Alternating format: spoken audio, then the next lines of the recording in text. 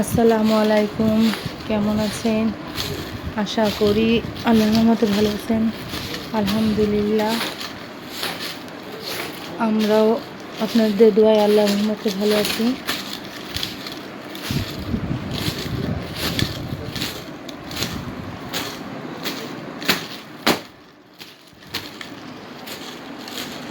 কালকে ভালোই রোদ উঠছিল, আজকে আবার মেঘ মেঘ করছে।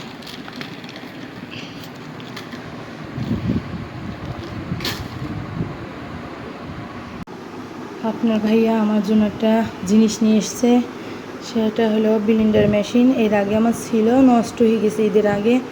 কষ্ট করলাম খুব, পাটায় বেটে বেটে, তারপরেও পাটার বাটা মশলা অনেক স্বাদ, ওটাও করব। এটা অতিরিক্ত মানে বেশি, যেমন ঈদের মশলা করতে পারি নাই, টাকা ছিল না হাতে, তখন ব্লেন্ডার মেশিনটা কিনতে পারি নাই। এখন হইলো আল্লাহ রহমত দান করছে, তাই তাই কিনে ফেললাম। কেমন হয়েছে জানাবেন। আমার ব্লেন্ডার মেশিনটা দেখাচ্ছি আপনাদের। আস্তে করে লাভ মা, আস্তে করে লাভ, আস্তে করে। এটা বেশি ভারী নেই, না হালকা আছে। আগেরগুলো আমার ওই যে জয়পানের ছিল, হলো ভারী, প্রচুর ভারী। এটা কেমন হয়েছে আপনারা জানাবেন অবশ্যই কমেন্ট করে। এটা হলো ভীষণের, এর আগে কখনো ব্যবহার করি নাই, এবার দেখি। সবাই বলছে তো ভালো হবে ব্লেন্ডার, এই ভীষণের বলে খুব ভালো। দেখা যাক। এই দেখেন এটা কেমন হয়েছে অবশ্যই। গ্যারান্টি কার্ড দিয়েছে। কি গ্যারান্টি কার্ড কই? আচ্ছা, রেখে দিছি ভীষণটা। এখানে 3টা বাটি। একটা বাটি কই? তিনটা না, 3টা। হ্যাঁ তিনটা। এগুলো আপনারা দেখেন, আমি দেখাচ্ছি। পরে ভেঙে যাবে মা, পড়ে যাবে। থাক, ওইটাই থাক, ওইটাই থাক। এই পর্যন্ত। দেখেন, ও এটার আবার একটু স্টাইল আছে এখানে ধরার। এর আগে বলে এইটা এরম ছিল না, এইটাতে আবার এখানটা সুন্দর একটা। এই যে এই দেখেন,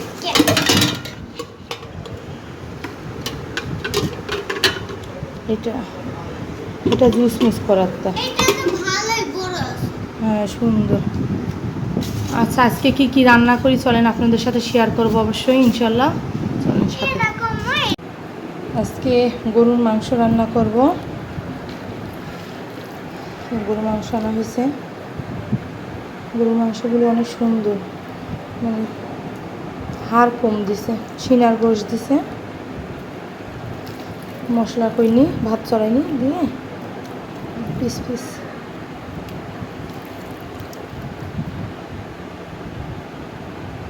মাংস ধুয়ে রাখলাম, আলু কুটে রাখলাম, আলু দিয়ে রান্না করবো আজকে গরুর মাংসটা। গরম মশলা, পেঁয়াজ কেটে রেখেছি, আর ওইদিকে মশলা করা আছে। সাথে থাকুন, আমি এই রান্নাটা করে দেখাবো।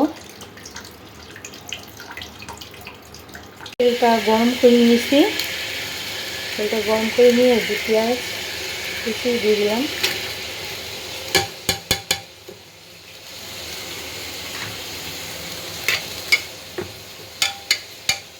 ভাজা, এটা ভাজা ভাজা হোক। আমি ওদিকে আলু হলো ভেজে নিচ্ছি। মাংস দেবো বলে আলুটা ভেজে ভেজে নিচ্ছি।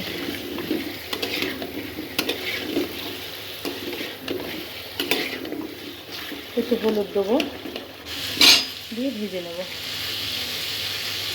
এখানে মশলা কষানো হয়ে গেছে। আমি গরুর মাংসটা অনেক সময় বেশি যদি হয় 4-5 কেজি, তাহলে আমি হাঁড়িতে দিই। আর 1.5-2 কেজি যদি হয় আমি প্রেশার কুকারে দিই, তাহলে তাড়াতাড়ি শুদ্ধ হয়ে যাক। মানে গ্যাসের বিলটাও বাঁচে, গ্যাসের বিল না মানে গ্যাসটাও বাঁচে, কারেন্টের বিলটাও বাঁচে, এত খরচ হয় না। প্রেশার কুকারে তাড়াতাড়ি হয়ে যায় সিদ্ধটা। আমি মশলা কষানো হয়ে গেছে। এখানে আদা বাটা, রসুন বাটা, জিরা বাটা, হলুদের গুঁড়া, ঝালের গুঁড়া, ধনিয়া গুঁড়া দিয়ে আমি দিয়ে দিচ্ছি। একটু জয়ফল দিলে ভালো হয়, তাড়াতাড়ি সিদ্ধ হয়ে যাবে। অন্যান্য কিন্তু আমি দেবো না, এটা অ্যাড করবো না আজকে। আজকে এভাবে রান্না করব, আমার মারা যেভাবে রান্না করে আমি সেভাবেই রান্না করব। আমাদের বাসায় গরুর মাংসটা কম খাওয়া হয়। গরুর মাংসটা ওর আব্বু অসুস্থ, তো এর জন্য গরুর মাংস ডাক্তার খেতে নিষেধ করেছে। এর জন্য বেশিরভাগই আমাদের দেশি মুরগিটা বেশি খাওয়া হয়, খাসির মাংসটা খাওয়া হয়। খাসির মাংস অনেকে বলে যে ভালো, কিন্তু খাসির মাংস আরও চর্বি বেশি, খাসির মাংসও খাওয়া ভালো না। এখানে আমি গরম মশলা তেজপাতা সবই দিয়ে দিছি, অ্যাড করছি, এই যে এর মধ্যে আছে সব। আচ্ছা, এবার প্রেশার কুকার ঢাকনিটা আমি দিয়ে দেবো। মাখানো হয়ে গেলে যখন সুন্দর করে কোনো পানি দেবো না, কারণ প্রেশার কুকারটা আটকে দিলেই পানি বেরোবে অনেক, সেই পানি দিয়ে কষাবো, তারপরে ঝোলের পানি দেবো। ওদিকে আলু ভেজে রেখে দিছি।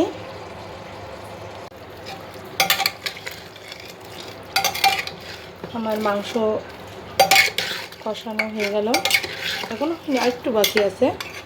এবার আমি আলুটা দিয়ে দেবো, আলুটা দিয়েও কষাবো সুন্দর করে। আলুটা নিয়ে আসি,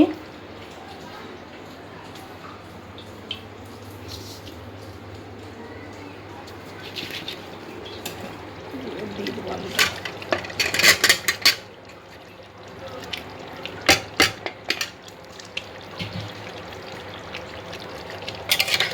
আলু দিয়ে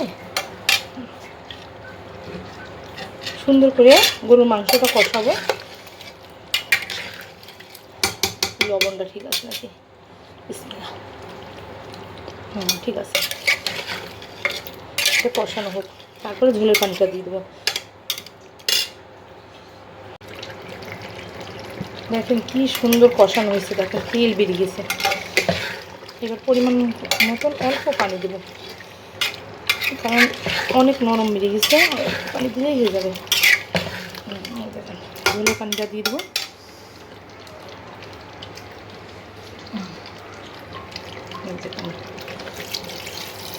বেশি দেবো না পানি, এইটা দিয়ে সেদ্ধ করে নেব। সিটি মারলে আমার রান্না শেষ। আজকে রান্না করতে করতে দেরি হয়ে গেছে। এই যে আমার মেয়ে,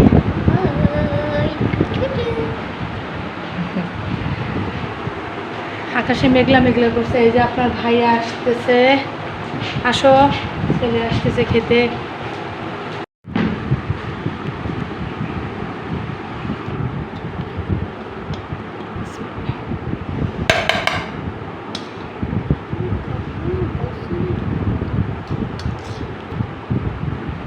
এই যে গরুর মাংস, আজকে ডাল ভুনা করছে, দেখেন একদম।